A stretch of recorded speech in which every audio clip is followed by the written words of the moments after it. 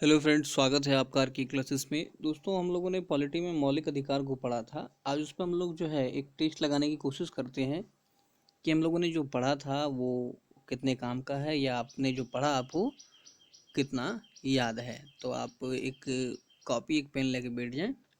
अभी हम लोग ज़्यादा नहीं, केवल 30 क्वेश्चन करेंगे। वैसे इस सेट में तो करीब 100 से ऊपर क्वेश्चन है, लेकिन उन सभी को हम लोग नहीं करेंगे। क्योंकि उसका वजह ये है, क्योंकि यदि आप उसमें इंटरेस्ट नहीं दिखाएंगे तो फिर वीडियो बनाने से हमको कोई फ़ायदा है नहीं। ठीक है। और ये वीडियो कमाने के उद्देश्य से हम बना रहे नहीं हैं। ठीक है। मेरे पास कुछ समय का अभाव रहता है, वो यदि आप इंटरेस्ट दिखाते हैं तो ही हम अब वीडियो बनाएंगे। इसी वजह से अब जो है कई सारे वीडियोज़ आना बंद हो गए हैं। ठीक है दोस्तों, तो वो आपके ऊपर डिपेंड करता है कि अगर आप टेस्ट में अपियर होना चाहते हैं तो फिर हम 30, अगला 30 के आगे 60, फिर 90, इसी तरह से करेंगे। चलिए देखते हैं क्या है क्वेश्चन। देखिए, पहला क्वेश्चन इसमें क्या है। मौलिक अधिकार संविधान के किस भाग में वर्णित है। तो आपको ध्यान होगा, ऑप्शन देखिए क्या है। भाग 1, भाग 2, भाग 3, भाग 4, भाग 6। तो इसका आंसर आप लगाइए। आपने बिल्कुल सही लगाया है अगर आपने भाग 3 को लगाया है तो। ठीक है, फंडामेंटल राइट भाग 3 में। फिर देखिए, भारत के संविधान का भाग 3 संबंध किससे है। सेम क्वेश्चन, मौलिक अधिकार से आपको पता है। नेक्स्ट देखिए, मूल अधिकारी मौलिक अधिकारों को सर्वप्रथम किस देश में संवैधानिक मान्यता दी गई थी। भारत में, यूएसए में, फ्रांस में या ब्रिटेन में। बिल्कुल सर्वप्रथम जो है संयुक्त राज्य अमेरिका में मौलिक अधिकार को संवैधानिक मान्यता दी गई थी। अगला देखिए, भारतीय नागरिक को मौलिक अधिकार वर्णित है संविधान के अनुच्छेद 12 से 35, 13 से 36, 15 से 39, 16 से 40।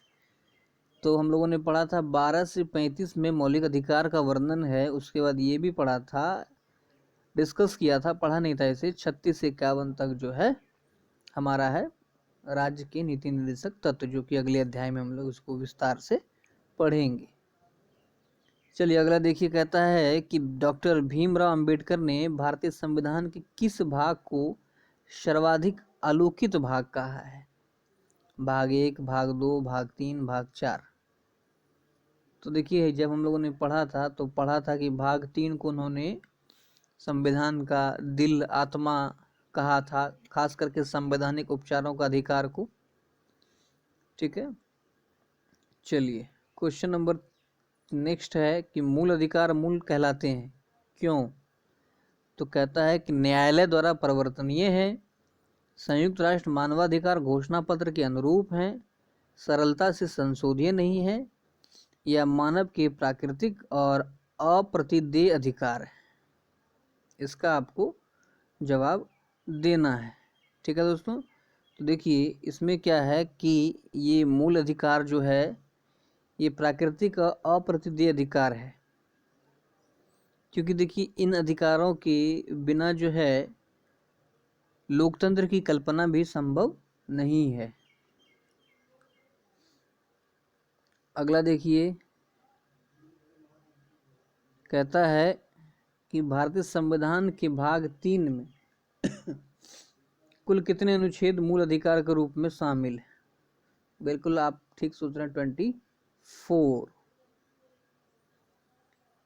भारतीय संविधान द्वारा भारतीय नागरिक को कुल कितने मौलिक अधिकार प्रदान किए गए थे। टोटल कितना किया गया था, 5, 6, 7 या 8। तो हमें पता है, हम लोगों ने पढ़ रखा है कि मूल संविधान में जो है 7 मौलिक अधिकार था, लेकिन संपत्ति के अधिकार को हटा दिया गया है। तो वर्तमान में हो जाएगा कितना, 6।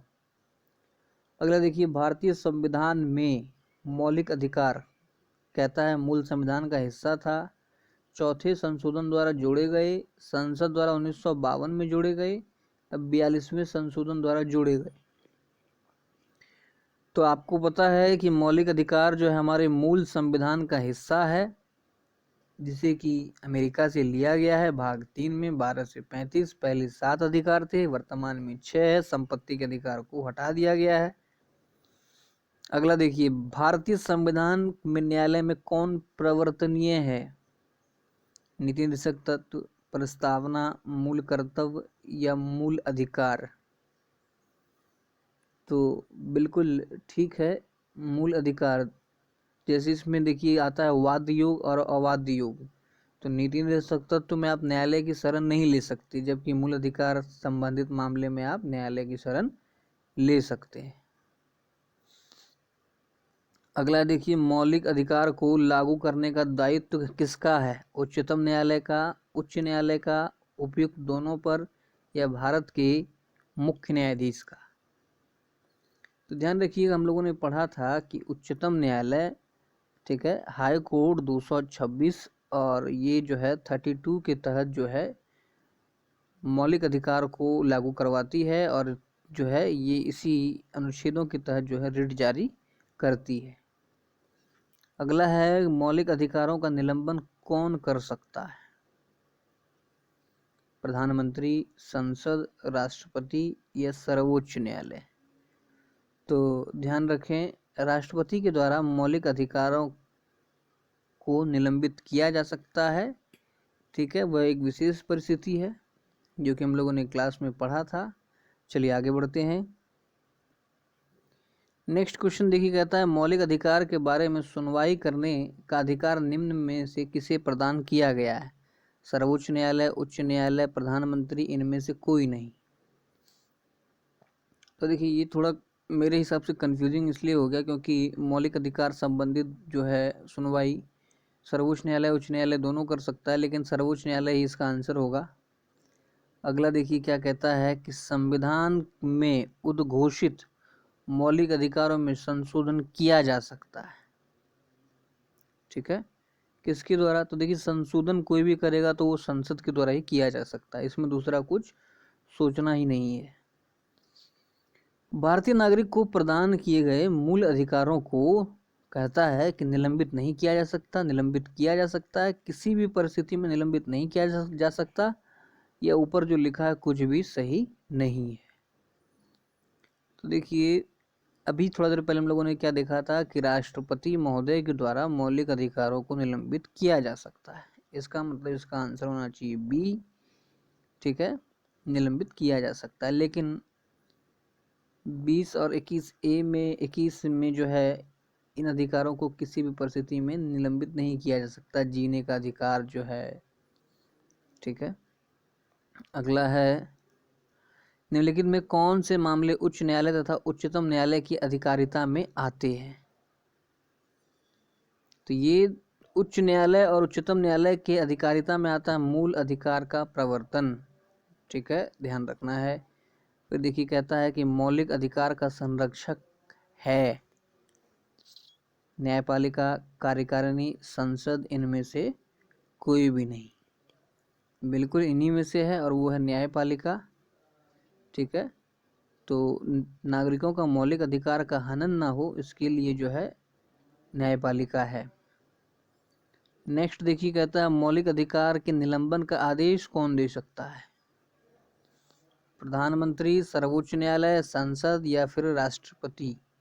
तो ये आदेश दे सकते हैं राष्ट्रपति महोदय। नेक्स्ट है, मूल अधिकार पर आवश्यक प्रतिबंध लगाने का अधिकार किसको है? राष्ट्रपति को, न्यायपालिका को, संसद को, इनमें से किसी को नहीं। ठीक है, तो आपको ध्यान रखना है आवश्यक प्रतिबंध यदि लगाया जाता है आपातकाल वगैरह के दौरान तो उसमें संसद की भागीदारी होती है। अगला है, मौलिक अधिकार का प्रमुख उद्देश्य क्या है? समाज के समाजवादी ढांचे को बढ़ावा देना, व्यक्तिगत स्वतंत्रता को सुनिश्चित करना, न्यायपालिका की स्वतंत्रता को सुनिश्चित करना, उपयुक्त सभी को सुनिश्चित करना। तो देखिए इसमें मौलिक अधिकार में फंडामेंटल राइट में क्या करता है कि हमारी जो व्यक्तिगत स्वतंत्रता को सुनिश्चित किया गया है। नेक्स्ट क्वेश्चन देखिए कहता है कि मूल अधिकारों को प्रवर्तित करने की शक्ति किसे प्राप्त है? राष्ट्रपति को, संसद को, उच्चतम न्यायालय को, केवल उच्चतम न्यायालय को, उच्च एवं उच्च न्यायालय को।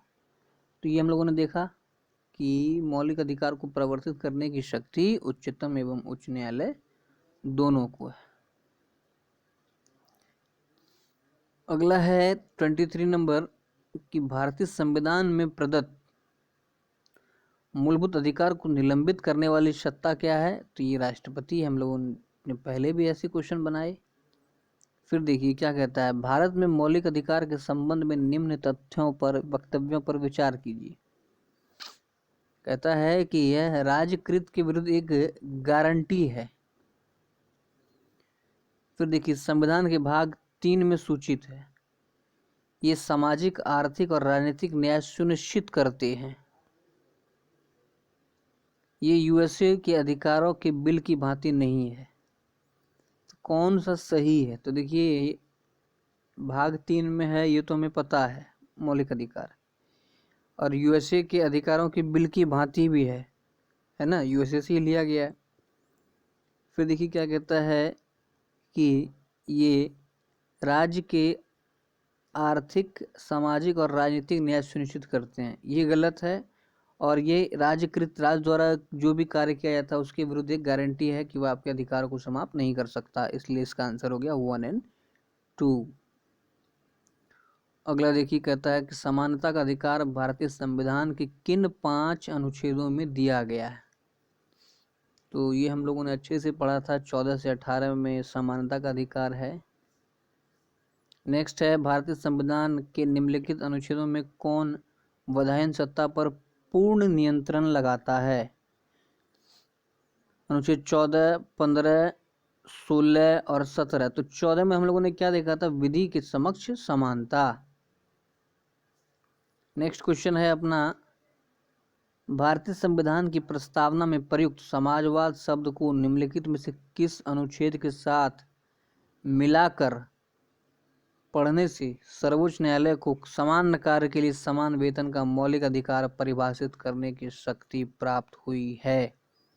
देखिए 14, 15 एवं 16 याद करिए। 14, 15 और 16 में क्या था?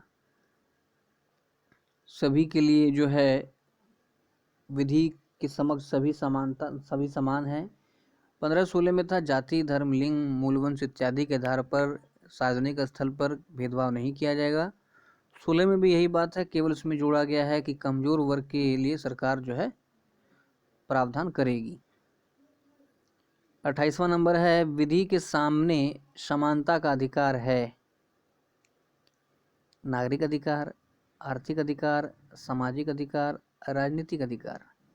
तो आप विधि के समक्ष समानता का अधिकार जो है फंडामेंटल राइट है, मौलिक अधिकार है, नागरिक अधिकार है। नेक्स्ट देखिए क्या कहता है, भारतीय संविधान की अस्पृश्यता उन्मूलन से संबंधित अनुच्छेद कौन सा है? 15, 16, 17 या 18? तो हम लोगों ने पढ़ा था आर्टिकल 17, जिसमें क्या कहता है कि एबॉल्यूशन ऑफ अनटचेबिलिटीज। अनुच्छेद 17 अस्पृश्यता का अंत। नेक्स्ट क्वेश्चन देखिए कहता है, निम्नलिखित में कौन भारतीय संविधान के कौन से अनुच्छेद में किसी भी रूप में अस्पृश्यता निषेध के लिए प्रावधान है? तो सेम क्वेश्चन है आर्टिकल 17। तो दोस्तों ये था 30 क्वेश्चन। उम्मीद है आपको 30 में से 30 नंबर आना चाहिए, क्योंकि ये सारा क्वेश्चन जो है यहाँ पर देख रहे हैं हम लोग पहले क्लास में डिस्कस कर चुके हैं। अगर आपने उसे नहीं देखा है तो उसे आप ज़रूर देखें, नोट बना लें, रिवाइज करते रहें, ठीक है। आगे आप बढ़ने की कोशिश करें, अलग अलग ऑप्शंस में ना जाएं। जहां आप हैं या जिस जगह आप जाना चाहते हैं डिसाइड कर लें, फिर उसी जगह पर रहें। एक जगह कंटिन्यू रहने से क्या होगा कि आप आगे बढ़ पाएंगे, ठीक है। और विस्तार से सभी चीज़ों को पढ़ना ज़रूरी है। धन्यवाद।